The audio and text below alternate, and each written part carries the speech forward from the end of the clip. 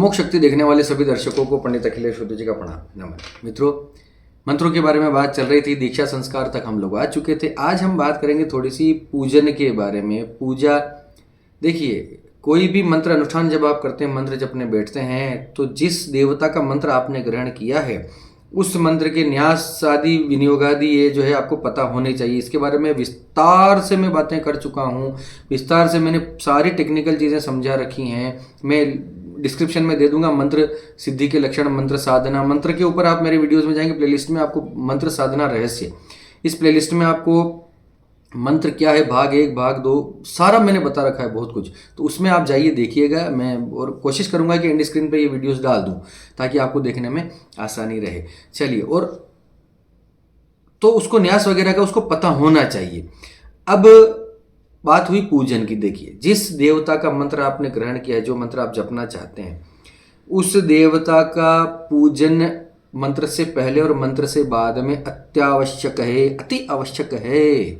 पूजन के बिना कोई भी अनुष्ठान, कोई भी मंत्र जप न करें। ऐसा नहीं कि कहीं भी उठाकर बैठकर मंत्र जपना स्टार्ट कर दिया। चाहे आप पूजन, चाहे देवता न हो आपके सामने, तो मानसिक पूजन ही करें। उनसे एक बार भेंट जरूर कर लें कि प्रभु आवाहन करता हूँ, विराजिए मेरे हृदय में। मेरा सामने जगह नहीं है। मान लिया कि आप कहीं बाहर रहते हैं, आपके पास ऐसा रूम है, या जंगल में बैठ के तपस्या कर रहे हैं जहाँ पर आपके पास मूर्ति नहीं है, विग्रह नहीं है, तो जिस स्थान की आप पूजा करते हैं उसी प्रभु को याद करके, उसी विग्रह, उसी मूर्ति को याद करके, उनसे मन ही मन प्रणाम करके उनकी सेवा कर लीजिए, पूजा कर लीजिए कि ये प्रभु जो है, मैं आपको लमिति पृथ्व्यात्मकम गंधम समर्पयामि, अमिति आकाशात्मकम पुष्पम समर्पयामि। ये संस्कृत के मंत्र हुए।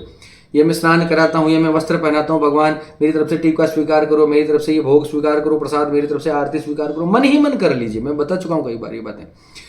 ऐसा मन ही मन करके उनको अपने हृदय में स्थापित कीजिए पहले कि हे प्रभु, कहीं बैठने की जगह तो है नहीं, कहीं आप स्वयं बैठे हैं, तो प्रभु मेरे हृदय में विराजिए और यहीं से मैं आपकी सेवा शुरू करता हूँ।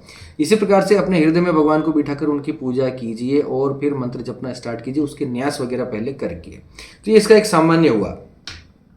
अब पूजन कई प्रकार से हो सकता है। पंचोपचार, दशोपचार, षोडशोपचार, 64 प्रकार का उपचार। या उपचार का मतलब 64 प्रकार की पूजा। क्या क्या आप अर्पित कर रहे हैं भगवान को। पुष्प, धूप, दीप, निवेद्य, पंचोपचार, 5 प्रकार के उपचार होते हैं इसके अंदर। तो अलग अलग आप जो भी भगवान को अर्पित कर रहे हैं वो उपचार कहा जाता है भगवान की। और कोशिश करें कि प्रभु को वही अर्पण करें जो उनको प्रिय हो। जैसे गणेश जी हुए, हनुमान जी हुए, या देवी जगदम्बा हुई, तो इनको रक्त कनेर के पुष्प बहुत प्रिय हैं, लाल पुष्प बहुत प्रिय हैं, गुड़हल के पुष्प बहुत प्रिय हैं। महादेव की उपासना कर रहे हैं तो धतूरा, आक, इस प्रकार से आप चढ़ा सकते हैं। हनुमान जी की उपासना कर रहे हैं तो लाल पुष्प हो, कोई भी गुलाब का पुष्प हो, लाल रक्त पुष्प चलेगा।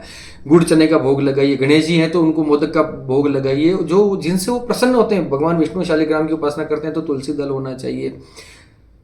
इस प्रकार से पूरा पूजन करके पूरी शक्ति से, अगर यंत्र है तो यंत्र की भी आप उपासना कर लें।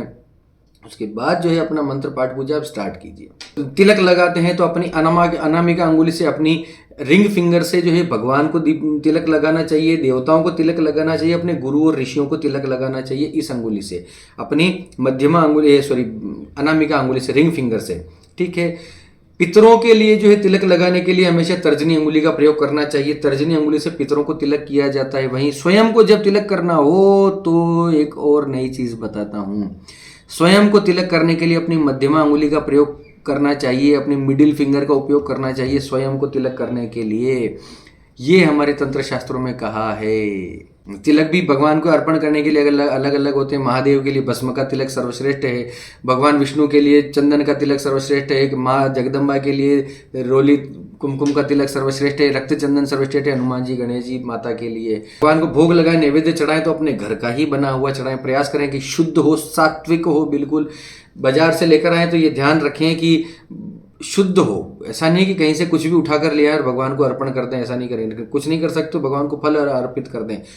अब पूजन के अंदर ही कुछ ऐसी चीजें हैं जो पर्टिकुलर विशेष देवता को पर्टिकुलर चीजें जो है अर्पित नहीं की जाती, उनको नहीं चढ़ाई जाती, उनसे दूर रखिए इन चीजों को। भगवान विष्णु को अक्षत नहीं चढ़ाए जाते। पूरे चावल जो होते हैं, सफेद रंग के चावल भगवान विष्णु को अर्पित नहीं करने चाहिए। हाँ, उनमें हल्दी मिला देते हैं तो लोग बाग आजकल चढ़ाने लग गए, मेरा मानना तो नहीं है। अक्षत भगवान को नहीं चढ़ाएं। आक और धतूरा भगवान विष्णु को, शालिग्राम को नहीं चढ़ाना चाहिए। आक, धतूरा और अक्षत भगवान विष्णु को नहीं चढ़ाना चाहिए। केवड़ा जो है भगवान शिव को नहीं चढ़ाना चाहिए। सूर्य को तगर नहीं चढ़ाना चाहिए। अगर और तगर, तगर एक लकड़ी होती है जिसको घिसकर चंदन के रूप में उसको यूज किया जाता है, तो तगर सूर्य भगवान को नहीं चढ़ाना चाहिए। इसी प्रकार से हनुमान जी महाराज को, दुर्गा को और गणेश जी को तुलसी पत्र अर्पित नहीं करने चाहिए। ये कुछ बेसिक निषेध है, तो मैंने आपको बता दिया, याद आया तो। पूजा के समय इन बातों का विशेष ख्याल रखें।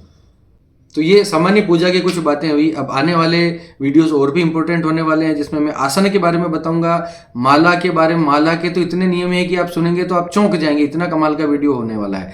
तो चलिए, इसी के साथ फिलहाल मंत्र से संबंधी, देवी देवताओं से संबंधी, ज्योतिषी से संबंधी, राहु केतु शनि, कुंडली विश्लेषण से संबंधी, मंत्र साधना से संबंधी, जीवन की किसी भी प्रकार की समस्या हो सनातन धर्म को लेकर, आप हमसे निसंकोच प्रश्न कर सकते हैं। यहाँ पर मैंने अपना व्हाट्सएप नंबर दे रखा है। व्हाट्सएप पर सीधे कॉल न करें, मैसेज अपना छोड़ दें। उस मैसेज में आपको एक स्वचालित संदेश मिल जाएगा, ऑटोमेटिक आपको मैसेज मिल जाएगा। ऑफेंड होने की आवश्यकता नहीं है। हाथ जोड़ता हूँ, समय की बहुत अभाव होता है, तो लगातार सीधे आप फ़ोन न करें, सीधे कॉल न करें, वो नहीं उठाया जाएगा। सीधे आप मैसेज कर दें। कोई सिंपल बात होती है तो मैं वैसे भी निःशुल्क उसका उत्तर दे देता हूँ। कोई बड़ी परेशानी होती हुई तो उसमें एक प्रोसेस है, उसको आपको फॉलो करना पड़ेगा। लेकिन कोई भी समस्या हो, कमेंट कीजिए, कमेंट व्हाट्सएप पर कीजिए, यहाँ पर कीजिए, जैसा भी हो। चलिए, इसी के साथ आप सबके मंगल की कामना करता हुआ मैं पंडित अखिलेश उद्दीच आपसे विदा लेता हूँ। धन्यवाद। सर्वे भवन्तु सुखिनः।